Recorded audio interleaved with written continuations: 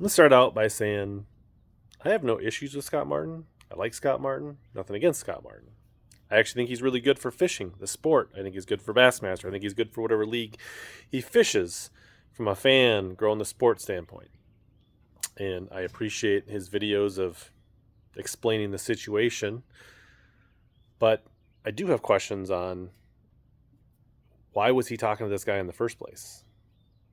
If he was just asking what areas are similar so that he could go pre-practice them, that's a pretty simple conversation and it's very quick. But I've seen this a lot on the upper Mississippi River, similar situations where people want to know, what baits, what do they get on pools 4, 5, and 6 when I'm fishing 7, 8, 9, or 10 and 11, right? Like, they're similar, and when you answer questions about the types of stuff they get on, the types of baits they eat, and get really specific, that becomes a gray area really quick. And then why are you reaching out in the first place? So I wish Scott would have explained a little more his intent for reaching out, other than saying it wasn't to gain specific information about that body of water, because it does create a gray area.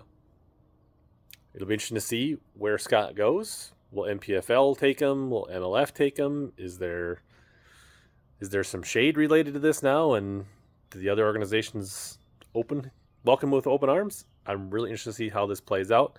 Either way, I hope Scott does great. I hope his channel continues to grow. And I hope he continues to bring a lot of fresh eyes to the sport and be good for fishing. But there always seems like there's three sides to every story, right? One side, the other side, and then there's probably some truth right in the middle.